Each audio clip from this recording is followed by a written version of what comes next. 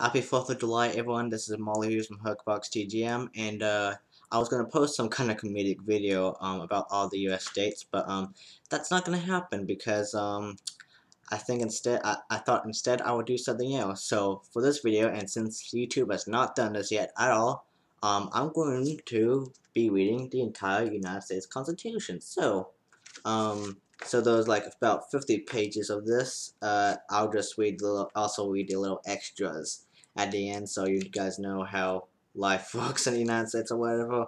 Anyway, the Constitution of the United States of America. Yeah, Constitution. There are three contents: Constitution of the United States, of the ACLU today, and Know Your Rights. Alright? We, the people of the United States, in order to form a more perfect union, establish justice, ensure domestic tranquility, provide for the common defense, promote the general welfare, and secure the blessings of liberty to ourselves and to our prosperity, do ordain and establish the Constitution for the United States of America. Article 1, Section 1. All legislative powers herein granted shall be vested in a Congress of the United States, which shall consist of a Senate and House of Representatives.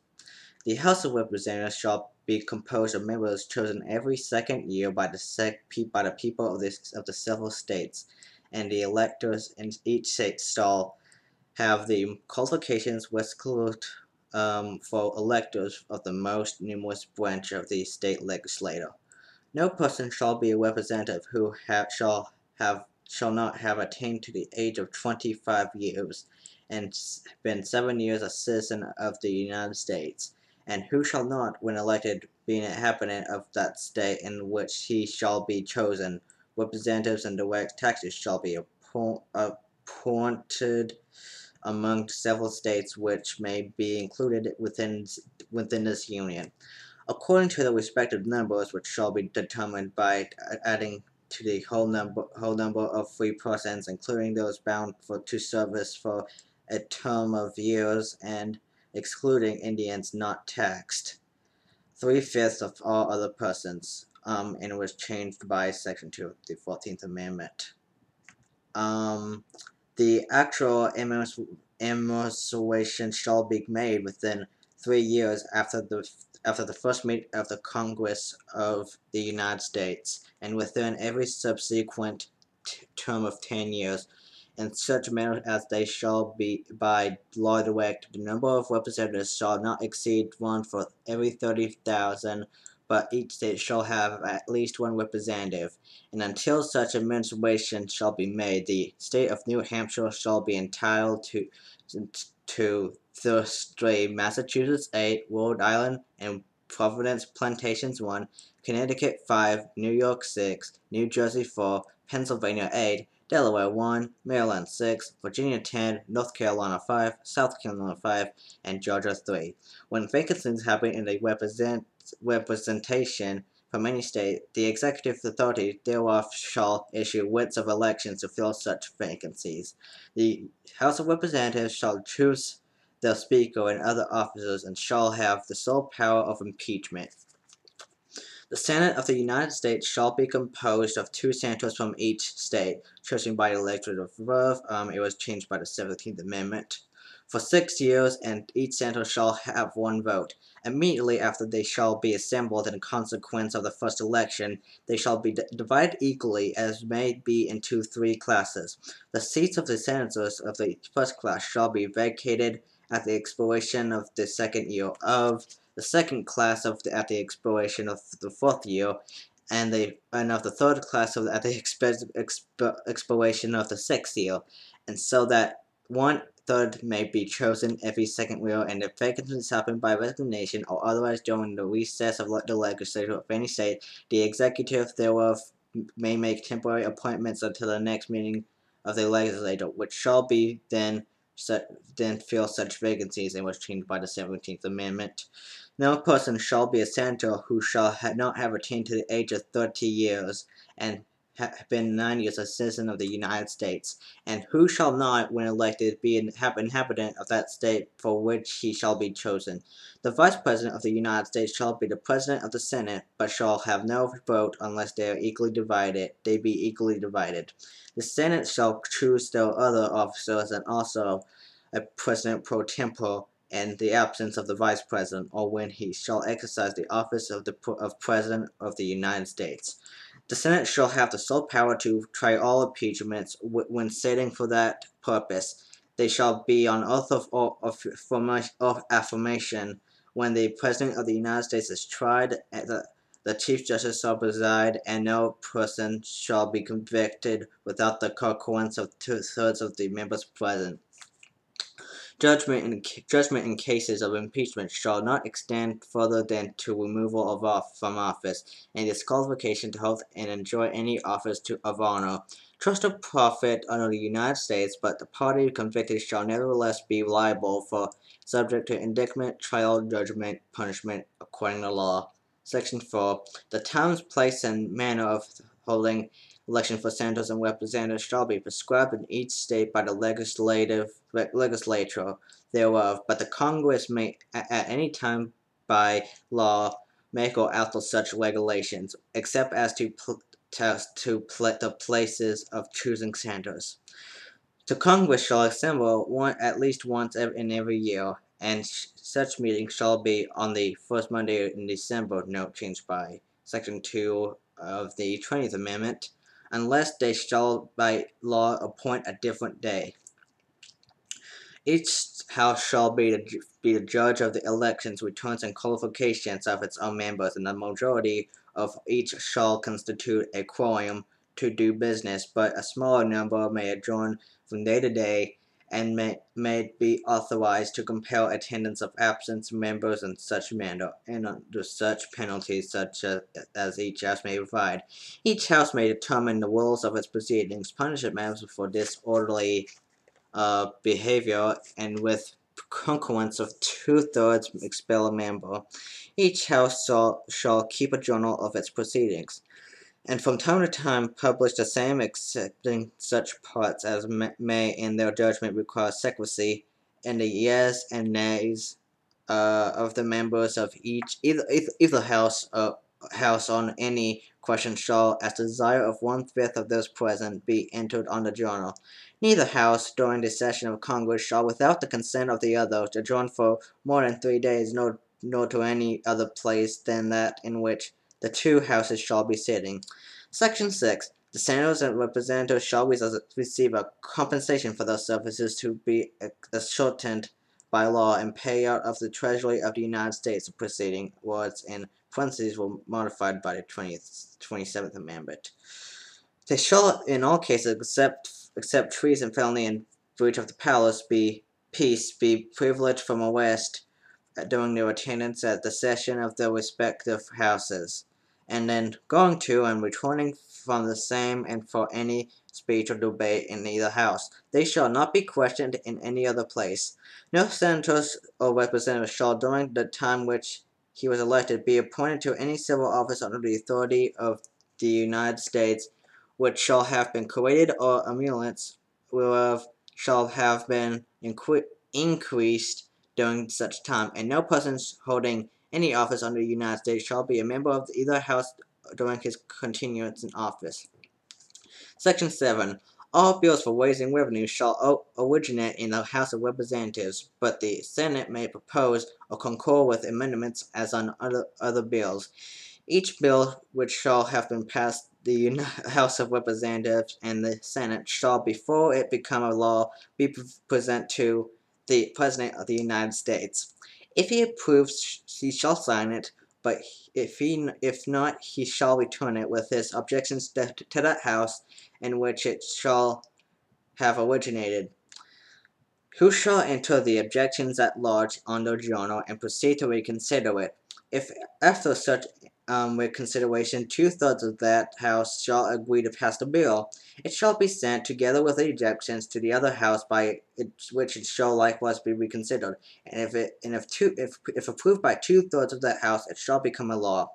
But in all cases, the votes of both houses shall be determined by the yeas and nays, and the names of the persons voting for and against the bill shall be entered on the journal of each house respectively.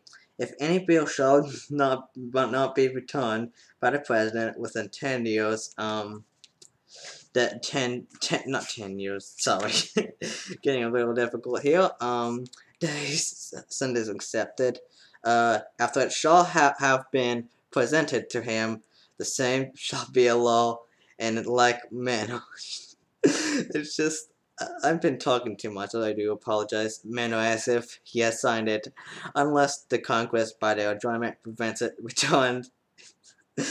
I've been talking too much, guys. I do apologize. Unless the Congress, by their adjournment, returns it, prevent it returns. Oh boy, I um I have so much to digest now. Prevent its return, in which case it shall not be a law. Each order, resolution, or vote to which the concurrence of the Senate and House of Representatives might not be necessary, except on a question of adjournment, shall be presented to the President of the United States, and before the same shall take effect, shall be approved by him, or be disapproved by him, shall be repassed by 2/3 of the Senate or House of Representatives, according to the rules and limitations prescribed in the case of bill. Okay, I do apologize right there, people. I've been talking too much, so bear with me. Anyway, Section 8. The Congress shall have power to lay and collect taxes, duties, imposts, and excesses, to pay the debts and provide for the common defense and general welfare of the United States. But all duties, imposts, and excesses shall be uniform throughout the United States.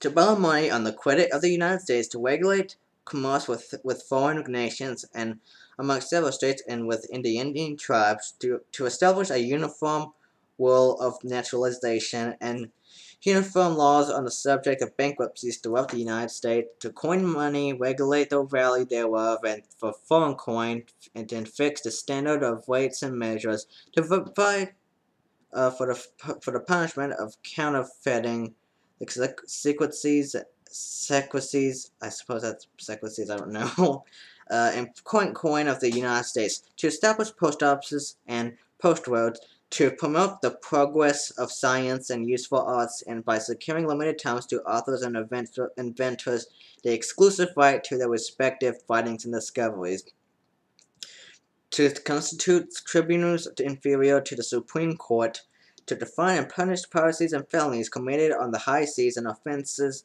against the laws of nations, to declare war, grant letters of marque and reprisal, and make the rules concerning captures on land and water, to raise and support armies, but no appropriation for money to that use shall be for a longer term than 2 years, to promote and to provide and maintain a navy, to make rules for the government and regulation of the land and naval forces, to provide for calling forth the militia to execute the laws of the Union, suppress insurrections and repeal invasions, to provide for organizing, arming, and disciplining of the militia, and for governing such part of them as may be employed in the service of the United States, reserving to the states respectively the appointment of the officers and the authority of training the militia according to the discipline prescribed by Congress, to exercise exclusive legislation in all cases whatsoever over such district not exceeding 10 miles square as made by secession of particular states and the acceptance of Congress become the seat of the government of the United States, and to exercise like authority over all places purchased by the consent of the legislator of the state in which the same shall be for the erection of forts, magazines, arsenals, dockyards, and other needful buildings, and to make all laws which shall be necessary for and proper for carrying execution the foregoing powers, and all other powers vested by this Constitution in the government of the United States or in any department of or officer thereof. Give me a moment. hopefully we don't have much to go until we get to the fun stuff. Okay, we're getting to the fun stuff in a few minutes. Alright, anyway. Section 9. The migration or importation of such persons as any of the states now existing shall think probable to admit shall not be prohibited by Congress prior to the year 1808, I guess 1808. But a tax or duty may be imposed on such importation not exceeding $10 for each person. The privilege of the writ of habeas corpus shall not be suspended unless when in cases of rebellion or invasion of the public safety may require it. No bill of attainder or ex post facto law shall be passed. No capitation or other tax shall be laid unless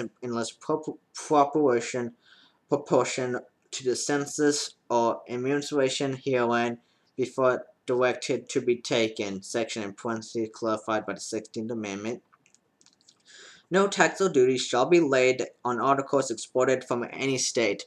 No preferences shall be given by any regulation of commerce, or revenue to the ports of one state over those of another. Nor shall vessels bound to or from one state be obliged to enter, clear, or pay any duties in another. No money shall be drawn from the treasury, but in consequence of appropriations made by law and in a and sorry in a regular statement and account of the receipts and expenditures of all public money shall be published from time to time. No title of nobility shall be granted by the United States, and no person holding any office of profit or trust shall under them shall, without the consent of Congress, except of any present emulant office or title of any kind whatever from any king, prince, or foreign state. Section 10. No state shall enter into any treaty, alliance, or confederation and grant letters of mark and reprisal, coin money, admit bills of credit, make anything but gold and silver coin a tender in payment of debts, pass any bill of attainder, ex post facto law, or law impairing the obligation of contracts, or grant any title of nobility. No state shall, without the consent of the Congress, lay any impost on duties or exports, import on duties on imports or exports, except what they may be absolutely necessary for executing its inspection laws, and the and the and the what? This little typo here, I think. Whatever. And the net produce. Okay, net produce. I thought it was a little typo there. Net produce of all duties and imposts, but laid by any state on imports or exports, shall be for the use of the Treasury of the United States, and all such laws shall be subject to the revision and control of the Congress. No state shall, without the consent of Congress, lay any duty of tonnage, keep troops, or ship of force in time of peace into any agreement or compact with any of another state, or with a foreign power, or engaged in war unless actually invaded, or in such immediate danger as will not admit of delay. I do apologize. Anyway, we're on to Article 2, Section 1. The executive power shall be vested in the President of the United States of America. He shall hold his office during the term of 4 years, and together with the Vice President chosen for the same term, if be elected as follows.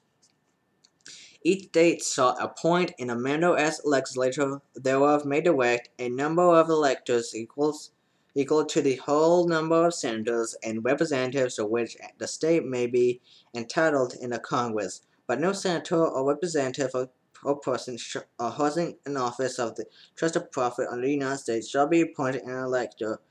The electors shall meet in their respective states and vote by ballot for 2 persons, of whom one at least shall not be inhabitant of the same state with themselves, and they shall make a list of all the persons voted for, and of the number of votes for each, which list they shall sign and certify, and transmit sealed to the seal of the government of the United States, directed to the President of the Senate. The President of the Senate shall, in the presence of the Senate and House of Representatives, open all the certificates, and the votes shall then be counted.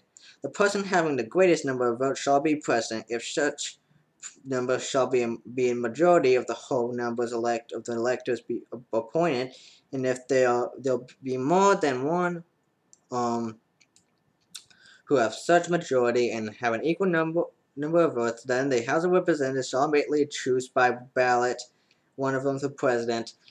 And if no president have a majority, then the 5 highest on the list, the said House shall, in like manner, choose the president. But in choosing the president, the votes shall be taken by states, the representation from each state having one vote. A quorum for this purpose shall consist of a member of the, or members of the 2/3 of the states, and a majority of all of the states shall be necessary to a choice.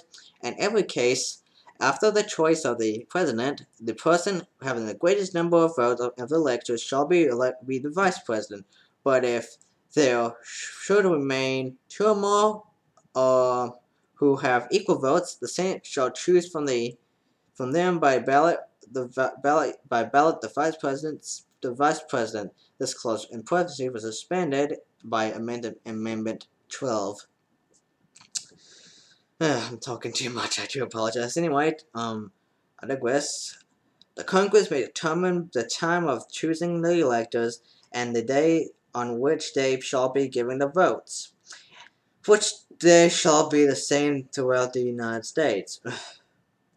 Getting tired up here. No person except a natural-born citizen of the citizen of the United States,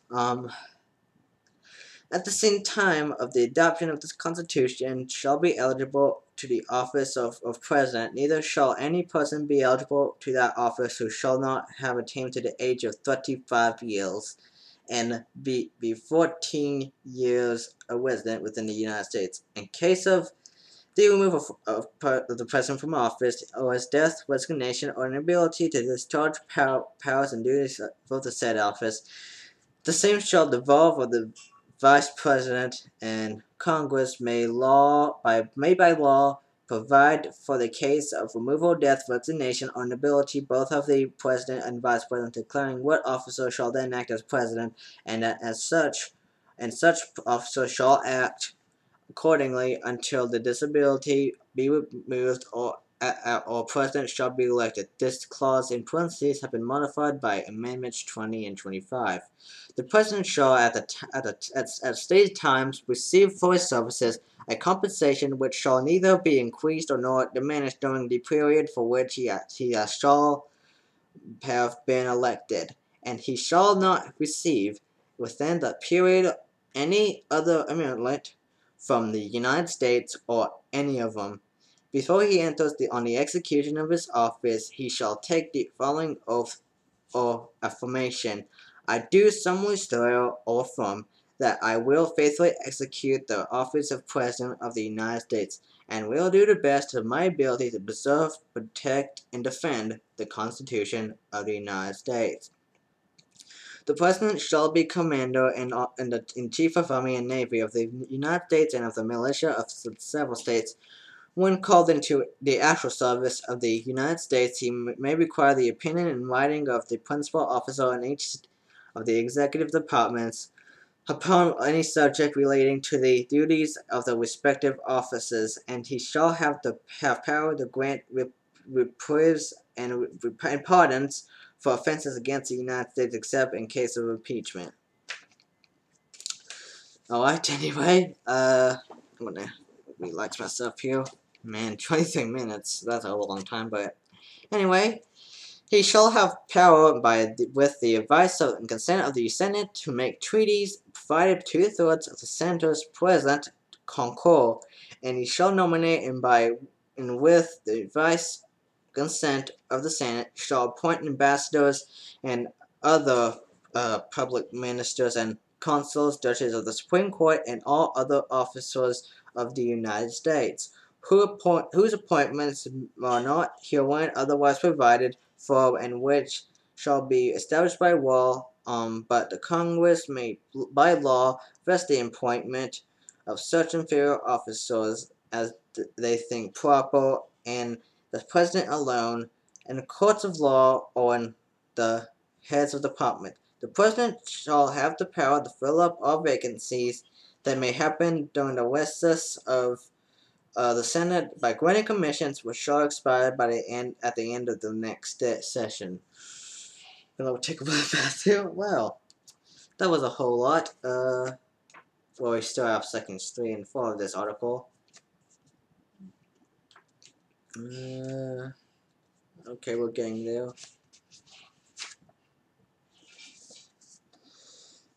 Alright, section 3, he shall from time to time give to the Congress information of the state of the Union and recommend to their considerations such measures as he shall judge necessary and expedient.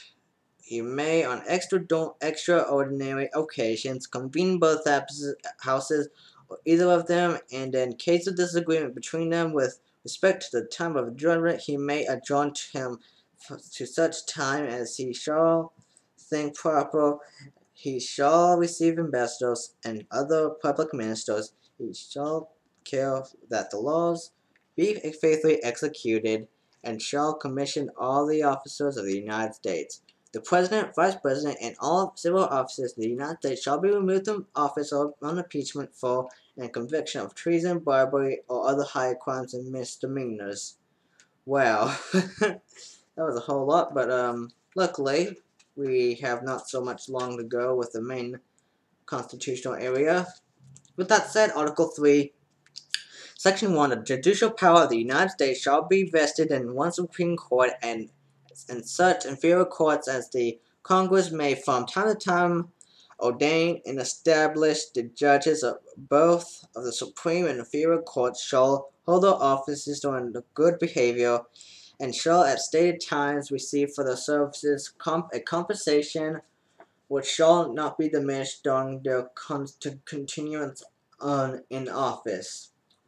Section 2. The judicial power shall extend to all cases under the law of equality arising under this Constitution, the laws of the United States, and treaties made or which shall be made under their authority, to all cases affecting ambassadors, other public ministers, and consuls, to all cases of admiralty and okay, never mind, I'm not going to repeat that, and maritime jurisdiction, the controversies to which the United States shall be party to controversies between two or more states, between a state and citizens of another state, between citizens of different states, between citizens of the same state claiming lands under grants of different states, and between a state of the citizens thereof and foreign states, citizens of subjects.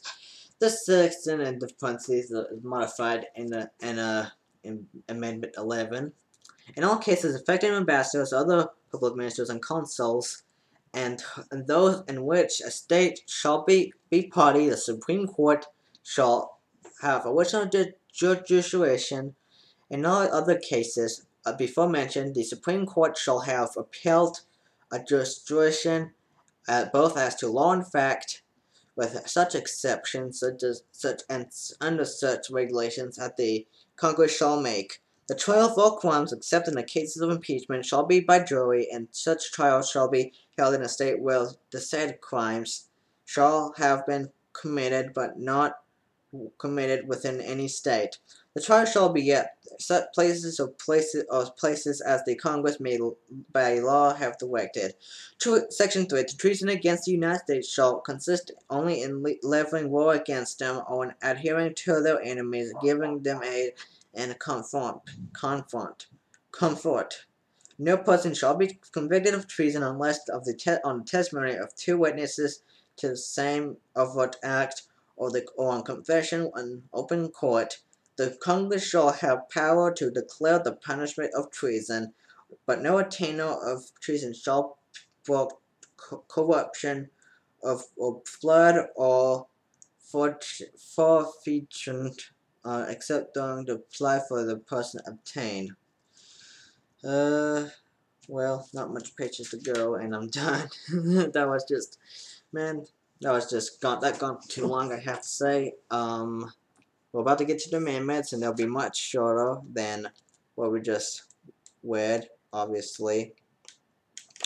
Yep. For faith and Article 4, Section 1. Full faith and credit shall be given in each state to the public acts, records, and the judicial proceedings of other state, and the Congress by general law prescribe the manner in which such acts, records, and proceedings shall be proved in the effect thereof. Section 2. The citizens of each state shall be entitled to all privileges and immunities of citizens in several states. A person charged in any state with treason, felony, or other crime who shall flee from justice and be found in another state shall, on demand of the executive authority of the state from which he fled, be delivered up to be removed from the state having the jurisdiction of the crime. No person held to service or labor in one state under the laws thereof, escaping to another's law, in consequence of any law or regulation therein be discharged from such service or labor, but shall be delivered up on claim of the party to whom such service or labor shall be due. This clause and parenthesis was dispersed by Amendment 13.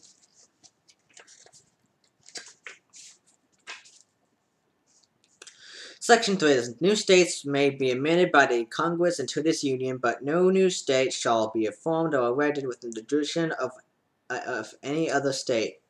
Nor any state be formed by the junction of two or more states or parts of the states without the consent of the legislators of the states concerned as well as of the Congress. The Congress shall have the power to dispose of and make all needful rules and regulations respecting the territory or other property belonging to the United States, and nothing in this Constitution shall be construed as to prejudice any claims of the United States or of any particular state. Section 4. The United States shall guarantee to every state in this Union a republican form of government, and shall protect each of them against invasion, and on application of the legislature of the executive when the legislative cannot be determined, and against domestic violence. Right, we'll just move on here. We're almost done with the first half of it, at least. The Congress, whenever two-thirds of both houses shall deem it necessary, shall propose amendments to the Constitution, or on the application of the legislators of two-thirds of the several states, shall call a convention for proposing amendments, which in either case shall be valid to all intents and purposes as part of the Constitution when ratified by the legislators of the three-fourths of these several states, or by conventions in three-fourths thereof, has the one or more or the other mode of ratification may be proposed by the Congress, provided that no amendment which may be made prior to the year 1808, I suppose, I apologize, shall in any manner affect the first and fourth clauses in the ninth section of the first article, and that no state without its consent shall be deprived of equal suffrage in the Senate. Almost done with the first half. We're on Article 6. All debts contracted in engagement into before the adoption of this Constitution shall be valid against the United States under this Constitution and under the Confederation. The Constitution and the laws of the United States which shall be made in pursuance thereof, and all treaties made or which shall be made under the authority of the United States shall be supreme law of the land, and the judges in every state shall be bound thereby anything in the Constitution or laws of any state to the contrary notwithstanding. The senators and representatives before mentioned, and the members of several state legislatures, and all executive and judicial officers, both of the United States and of the several states, shall be bound by oath or affirmation to support the Constitution, but no religious test shall ever be required as a qualification to any office of public trust under the United States. Alright, well, we're there now. Article 7, the last part of the first half of a constitution, pretty much. The ratification of the conventions of 9 states shall be sufficient for the establishment of this constitution between the states, so ratifying the same. Then the conventions, by the unanimous consent of the states, be sent the 7th day of September in the year of our Lord 1000, I think 1787, yeah, and of the independence of the United States of America, the 12th, in witness whereof we have hereon to subscribe to our names. So here are all the people that signed this. We have George Washington, President and Deputy from Virginia; Delaware, Jared Gunning; Bedford, John Dickinson; Richard Bassett; Jacob Broom; Maryland, James McHenry; Dan of St.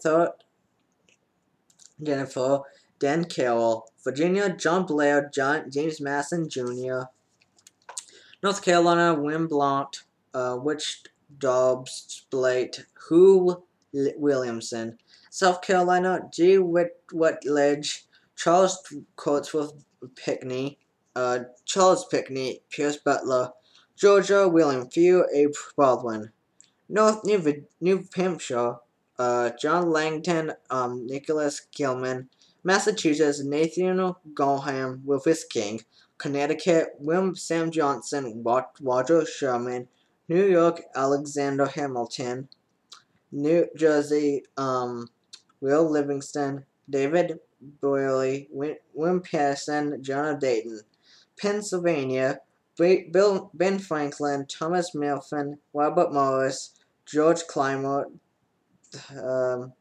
Thus Fitzsimons; Gerald Ingersoll; James Wilson; Gov. Morris; and the attest William Jackson, the secretary. Whew, wow, that was a whole lot to digest. We got it all, though, in about 37 minutes. And now the amendments, the middle half of this. The last half is going to be the little extra, as I mentioned up earlier. I think I should get myself a water break, so I'll be right back. This won't be edited, by the way. Sorry.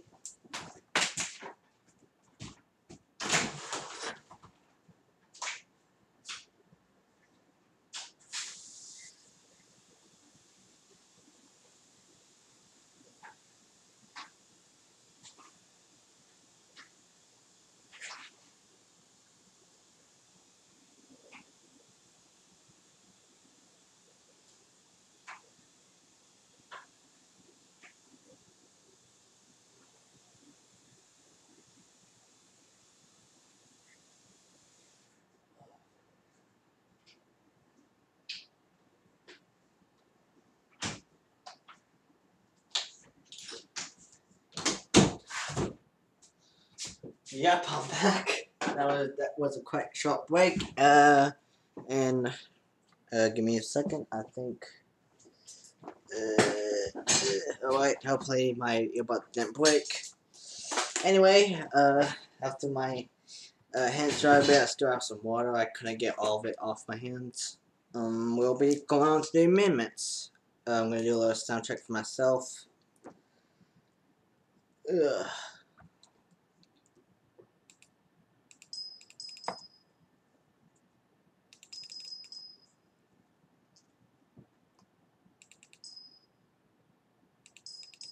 Alright, it's all good. My earbuds are still okay. I didn't want them over. Ugh. Anyway, we're off to the amendments to the Constitution. The Bill of Rights, the first 10 amendments, was ratified December 15th, 1791. Hold on. One last thing. Okay, that's just a little spec. I could ignore that and just move on, but I'm too OCD. Okay. Anyway, the first 10 amendments was ratified December 15th, 1791. Amendment 1. Congress shall make no law respecting the establishment of religion or prohibiting the free exercise thereof or abridging the freedom of speech or the press or of the press or the right of the people peacefully to assemble and to petition the government for a redress of grievances. A well-regulated militia being necessary to the security of a free state, be the right of the people to keep and bear arms shall not be infringed. No social law in time of peace be quartered in any house without the consent or of the owner, no one in time of war, but in a manner to be prescribed by law. Amendment 4, the right of the people to be secure in their persons, houses, papers, and effects against unreasonable searches and seizures shall not be violated, and no warrants shall issue but upon probable cause, supported by oath of affirmation, and particularly prescribing, particularly describing. Alright, sorry, I'm still a bit dizzed up. Anyway, and particularly describing the place to be searched and the persons or things to be seized. Amendment 5. No person shall be held to answer for a capital or otherwise infamous crime unless on imprisonment or indictment of a grand jury, except in cases arising in the land of naval forces or in the militia. When in actual service in time of war and public danger, no person shall be subject for the same offense and charged to put in jeopardy of life or limb, nor shall be compelled in any criminal case to be a witness against himself, nor but deprived of life, liberty, or property without due process of law. No shall private property be taken for public use without just compensation. Amendment 6. In all criminal prosecutions, the accused shall enjoy the right to a speedy and public trial by an impartial jury of the state and district wherein the crime shall have been committed, which district shall have been previously ascertained by law to be informed by the nature and cause of this accusation, to be confronted with the witnesses against them, to have compulsory process for obtaining witnesses in his favor, and to have the assistance of a counsel for his defense. Amendment 7. In suits at common law where the value of controversy shall exceed $20, the right of trial by jury shall be preserved, and no fact tried by a jury shall be otherwise re-examined in any court of the United States than according to the rules of the common law. Amendment 8. Excessive bail shall not be required, nor excessive fines imposed, nor cruel and unusual punishments inflicted. Amendment 9. The amelioration in the Constitution of certain rights shall not be conferred to deny or discharge others retained by the people. Amendment 10. The powers not delegated to the United States by the Constitution, nor prohibited by it to the states, are reserved to the states respectively or to the people. Okay. The 11th Amendment, ratified on February 7th, 1795. The judicial power of the United States shall not be constricted to extend to any suit in law or equity commenced by or prosecuted by against one of the United States by citizens of another state or citizens of or subjects of any foreign state. Oh boy, here comes a long one. Okay, here we go. Amendment 12, ratified June 15th, 1804. The electors shall meet in their respective states and vote by ballot for the president and vice president, one of whom at least shall not be an inhabitant of the same state with themselves.